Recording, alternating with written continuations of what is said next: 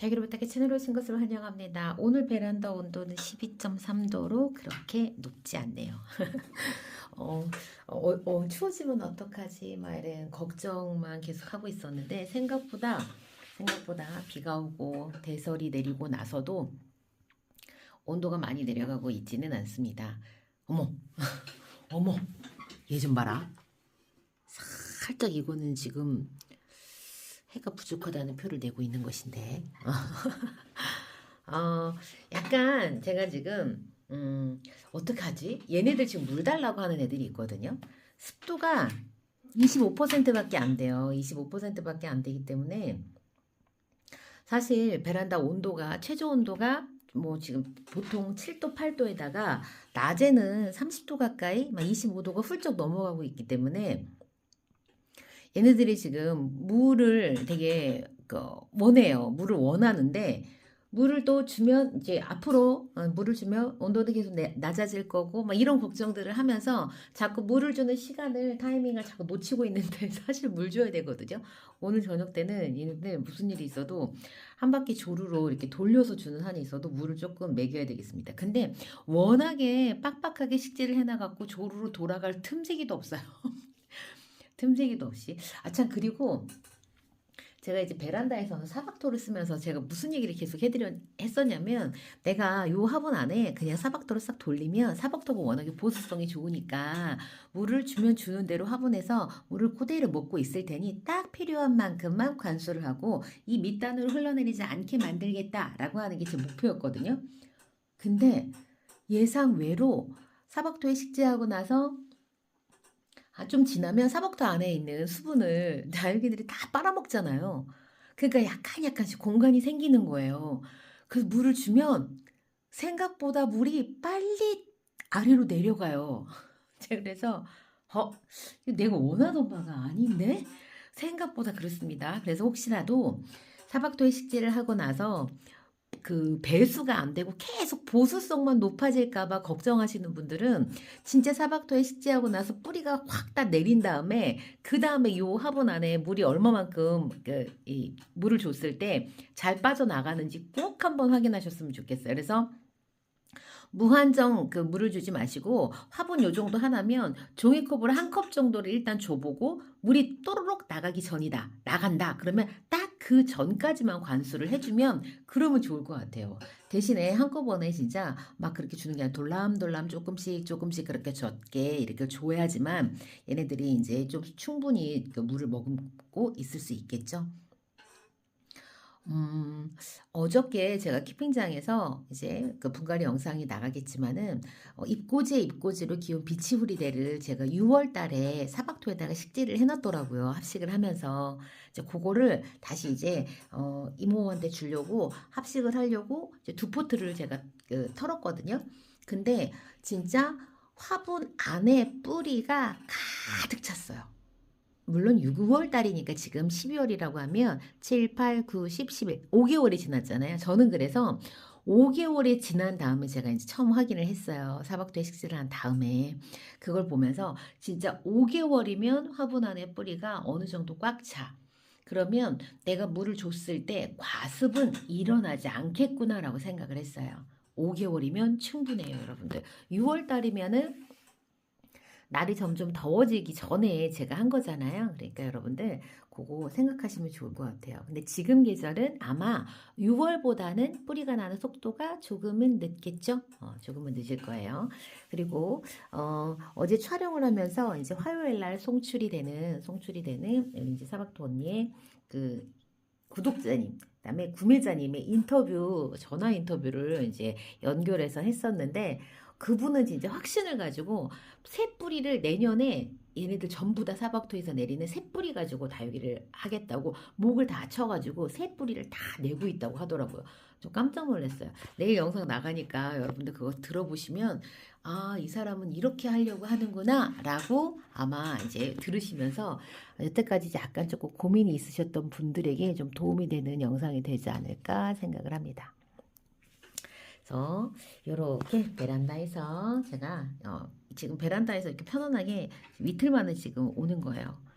주말 동안에 제가 집에 있는 시간이 더 없다 보니까 제가 마음이 더 바빠가지고 어쨌거나 거리대에 있을 때보다는 다육들이 아무리 생장등 갖고 제가 이렇게 보조를 해줘도 빛은 부족한 건 사실이에요. 부족한 건 사실이어서 보면서 아 얘네들 조금 웃자라고 있구나 이런 것들을 이렇게 좀 이렇게 관리를 하면서 제가 보고 있습니다. 만약에 웃자람이 있다라고 하면 이 생장등을 조금 더 생장등이 좀 더 가까이 혹은 좀 더 좋은 위치에 그다음에 화분들은 반드시 돌려줘야 돼요. 반드시 돌려줘야 되는데 지금 저렇게 벽 쪽에 붙여져 있는 쪽은 해가 아예 안 들어가기 때문에 이 빛이 아예 안 들어가기 때문에 그쪽 부분이 못 자라거든요. 그러니까는 다육이는 여러분들 최소 2주 만에 한 번씩 자리를 완전히 그냥 휘떡 180도로 계속 돌려줘야 됩니다. 그렇지 않으면 웃자라는 부분이 반드시 생기면서 다육이 모양새들이 흐트러지기 시작을 해요.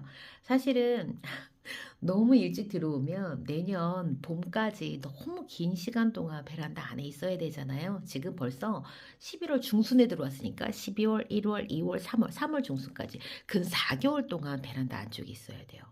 4개월 동안. 그래서 4개월 동안 내가 이 녀석들을 어떻게 잘 케어를 할 것인가 여러분들도 고민이 많고 저도 사실은 고민이 있어요. 사실 걱정이 없어요 라고 하지만 그래서 많은 분들께 계속 이제 강조해서 이야기를 드리지만은 여러분들 최저 온도를 낮게 해주고 그다음에 관수를 조금 아끼면은 다육들을 그렇게 웃자람 없이 키울 수는 있어요. 그렇게 웃자람 없이 키울 수는 있는데 이제 대신에 어떻게요? 다육들이 그냥 힘든 거죠. 힘들어서 저는 이제 그런 것보다는 최저 온도를 어느 정도 조금 맞춰가면서 그러면서 다육들을 키우겠다라고 마음을 먹었습니다. 매년 이런 계절을 겪으면서 다육들 얼굴이 쪼그라들잖아요. 다육들 얼굴이 작아지니까 왜냐면 겨울에 진짜 완전히 이렇게 비안떼처럼 진짜 이렇게 달달 달궈져 버리면 목대가 저렇게 한번 그냥 탁 달궈서 굳혀져 버리면 그러면 이제 더 이상 나중에 아무리 제가 뭘 해도 더 크게 얼굴이 크거나 그러지를 않아요. 그리고 자국 하나 생겨도 자국 크는 속도가 너무너무 늦고 성장의 타이밍은 클 때 커야 돼요. 그래서 애들도 클 때가 있는 거잖아요. 사람도 다육이도 마찬가지예요. 그냥 사시사철 아무 때나 크는 게 아니라 이렇게 목치라가 되어 버리면 그러면 로지스터 얼굴이 커지는 것은 매우 어려운 일이에요. 그래서 호박도 한번 굳혀져 버리면 다시 크지 못하고 계속 쪼그라들어요. 계속 쪼그라들기 때문에 젤리 다육이를 특히 이제 여러분들께서 관리를 하실 때에 어느 정도 사이즈를 키워 놓고 일단 젤리가 되기 시작하면 그러면 사이즈는 다시 커지기는 매우 어렵다라고 아시면 될 것 같아요. 제가 이런 얘기를 왜 자꾸 드리냐면 이제 막 시작하시는 모든 다육맘들은 우리의 목표가 뭐예요? 색을 내는 거예요. 아리엘은 요런 색, 요거보다 좀 더 예쁜 색이 났으면 좋겠고 요거 신비로즈거든요. 신비로즈도 요렇게 색감이 났으면 좋겠고 그다음에 슈가베이비는 요거보다 더 예쁜 색감으로 나와요. 더 예쁜 색감 났으면 좋겠고 자 요거는 골드 섀도우 요 녀석은 먼노인데 요거보다 더 예쁜 색이 나오죠. 색을 내는 데만 치중을 하다 보면 다육들이 쪼그라들고 얼굴이 작아져요. 그러다가 보면 어느 순간 얼굴이 소멸해서 계속 작은 화분으로 옮겨가다가 결국에는 화분이 털리죠. 이런 것들을 여러분들께서도 반복하지 마시라고 다육들 성장을 시킬 때는 성장을 시키고 어느 정도 성장을 시키면서 색을 내고 성장을 시키면서 색을 내고 해야지만 재배농장 사장님들이 다육이를 키워가는 것처럼 우리도 할 수 있는 거예요. 근데 우리는 다육이를 사는 순간 색내는 거에만 계속 치중을 하다 보니까 결국엔 얼굴이 없어져요. 이걸 정말 잘하시는 분이 구름다육 사장님이에요. 어느 날 가면 마땅히 들어야 될 그 다육의 색감이 들어와 있고 어느 계절에 가면 마땅히 성장해야 될 만큼 성장을 하더라고요. 그래서 다육이를 재배를 하시면서 소매 판매를 하시는 분이 유일하게 제가 아는 분이 구름다육 사장님이에요. 그렇다 보니까 다육이를 키워. 그리고 보통 재배 농장은 재배 시간이 3개월, 6개월로 아주 짧아요. 아주 짧고 이게 출하 시간이 짧다 보니까 얘네들한테 어쩔 수 없어. 막 칼슘질 막 때려 먹여가지고 얼굴 통통하게 만들고 막 비료 먹여가지고 애들 크게 빵 치우고 막 이러거든요.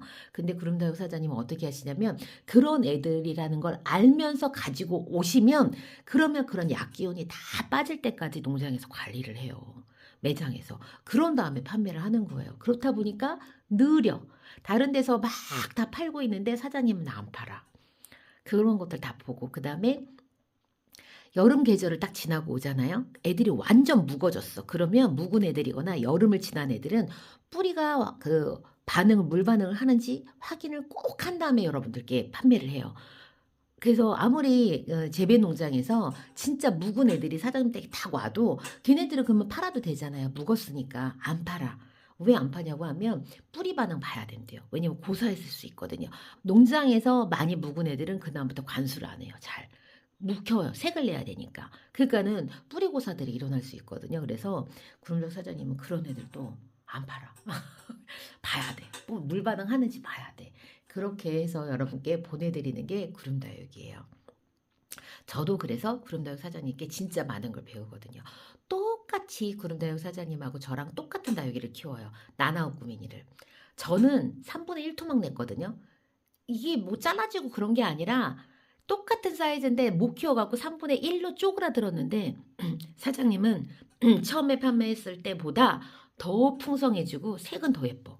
그렇게 기술자예요. 나나우 구미니를 그렇게 잘 키웠어요.